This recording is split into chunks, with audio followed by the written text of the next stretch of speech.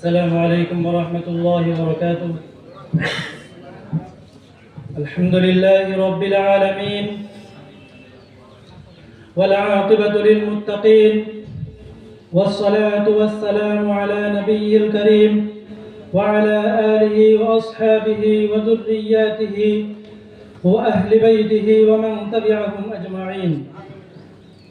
أما بعد، أعوذ بالله من الشيطان الرجيم. بسم الله الرحمن الرحيم.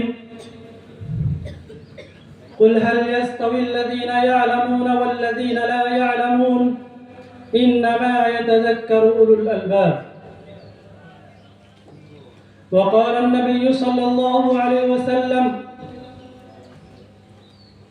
من سلك طريقا يلتمس فيه علما سهل الله له طريقا إلى الجنة أو كما قال عليه الصلاة والسلام.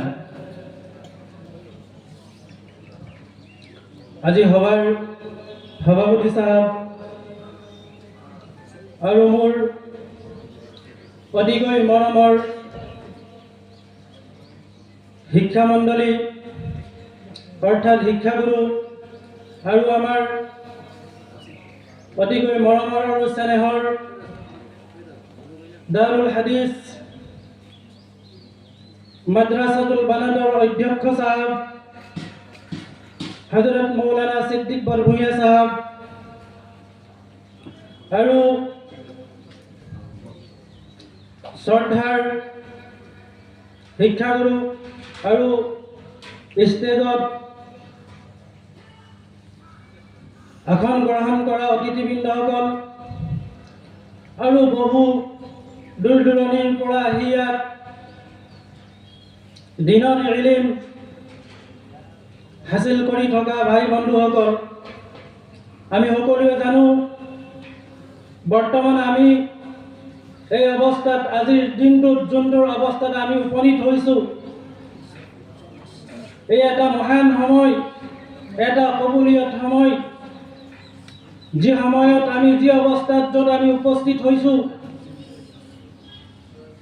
এই অৱস্থাটো হৈছে, এই মেহফিলখন হৈছে পবিত্ৰ খতমে বুখাৰী শৰীফৰ যি জলসা আমাৰ হ'বলৈ গৈ আছে বা চলি আছে, আৰু এই পবিত্ৰ খতমে বুখাৰী শৰীফৰ জলসাৰ যি আৰম্ভণিত আমাৰ ছাত্ৰসকলৰ দ্বাৰা, এই মাদ্ৰাছাৰ তলাবাসকলৰ দ্বাৰা যি বাৰ্ষিক যি অধিৱেশন আঞ্জুমানে হুচেইনিয়াৰ নামত আমি গোটেই বছৰ যি চলি আহিছোঁ, তাত আমি শিৰকত কৰিছোঁ। সেই আঞ্জুমানে হুচেইনিয়াৰ শেষৰ জলসাখনি আমি কায়েম কৰিবৰ কাৰণে ইয়াত উপস্থিত হৈছোঁ। যি কি নহওক, মই ইয়াত এই মুহূৰ্তত খাৰা হৈছোঁ কোৰআন আৰু হাদিছৰ ৰোশনীত, কোৰআন আৰু হাদিছত চকু ফুৰাই ইলম শিক্ষা কৰাৰ এহমিয়ত কি, তাৰ ফজিলত কি, তাৰ ওপৰত দুই চাৰিষাৰ কথা কম বুলি। যি কি নহওক, প্ৰত্যেকজন মানুহক ইলমৰ দৰকাৰ হয়।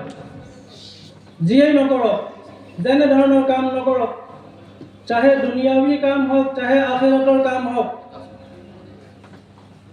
সেই কামটোৰ বিষয়ে সেই ব্যক্তিজনৰ মাজত ইলম থকাটো, জ্ঞান থকাটো দৰকাৰ, যে মই কি কৰি আছোঁ আৰু কি কৰিবলৈ আগলৈ গৈ আছোঁ, সেইখিনি কথা জেহেনত থকাটো প্ৰত্যেকজন মানুহৰ দৰকাৰ হয়। আৰু আমি যদি সৰ্বপ্ৰথম বিচাৰি যাওঁ, সৰ্বপ্ৰথমে যদি আমি বিচাৰি চাওঁ, আল্লাহে আমাক দুনিয়াত পঠিয়াইছে, ইনচান বনাই পেলাই, মানুহ বনাই পেলাই দুনিয়াত পঠিয়াইছে, কোনো দৰখাস্ত কৰা নাই, কোনো এপ্লিকেশ্যন দিয়া নাই আল্লাহৰ ওচৰত, কোনো দোৱা কৰা নাই। আল্লাহে আমাক ইনচান বনাই দুনিয়াত পঠিয়াইছে। আমাৰ আচল মকসদটো কি, সেইটো কথা আমাৰ ইলমৰ মাজত থাকিব লাগিব, আমাৰ জ্ঞানত, আমাৰ জেহেনত থাকিব লাগিব। ইলম দুই প্ৰকাৰ, এটা হৈছে আখিৰাতৰ ইলম, এটা হৈছে দুনিয়াৰ ইলম, দুনিয়াৰ শিক্ষা আৰু আখিৰাতৰ শিক্ষা, অৰ্থাৎ কোৰআন আৰু হাদিছৰ শিক্ষা। হাদিছ পাকৰ ভাৱাৰ্থ হয় যে সৰ্বপ্ৰথম যদি আমি শিক্ষা বিচাৰি যাওঁ, কোনটো শিক্ষা অৰ্জন কৰাটো দৰকাৰ, লিখিছে সৰ্বপ্ৰথম আমি দিনৰ শিক্ষা লোৱাটো দৰকাৰ। তাৰপিছত 2 নম্বৰত লিখিছে টিব অৰ্থাৎ ডক্টৰীৰ শিক্ষা লোৱাটো দৰকাৰ। তাৰপিছত বাকী বিভিন্ন ধৰণৰ শিক্ষা লোৱাটো আমাৰ কাৰণে জৰুৰী। সৰ্বপ্ৰথমে যি দিনৰ শিক্ষা ৰাখিছে 1 নম্বৰত যি দিনৰ ইলম, দিনৰ শিক্ষা, দিনৰ জ্ঞান আমি অৰ্জন কৰিব লাগে, অৰ্হন কৰিব লাগে। তাক কিয় সৰ্বপ্ৰথম বনাইছে, তাক কিয় মকসদ বনাইছে, সৰ্বপ্ৰথমত কিয় আনিছে? এদিন দুনিয়া এৰি আখিৰাতৰ ফালে গমন কৰিব লাগিব, এদিন দুনিয়া এৰি কবৰৰ ফালে যাব লাগিব, এদিন দুনিয়া এৰি আল্লাহৰ সন্মুখত খাৰা হ'ব লাগিব। এতিয়া দুনিয়াত থাকি আমি কেনেধৰণে আমল কৰিম, কোৰআন আৰু হাদিছৰ ওপৰত কেনেকৈ আমল কৰিম, আল্লাহৰ হুকুমৰ ওপৰত কেনেকৈ আমল কৰিম, আল্লাহে আপোনাৰ মোৰ ওপৰত 5 ওয়াক্ত নামাজ দিছে, কেনেকৈ তাক মই আমল কৰিম, কেনেকৈ মই আদায় কৰিম, আপোনাক মোক হজ দিছে, ৰোজা দিছে, জাকাত দিছে, সেইখিনি কেনেধৰণে আদায় কৰিম, সেইখিনি শুদ্ধ হিচাপে 100 ভাগ শুদ্ধ হিচাপে আপুনি মই আমল কৰিব লাগিব, তাৰ ওপৰত আদায় কৰিব লাগিব।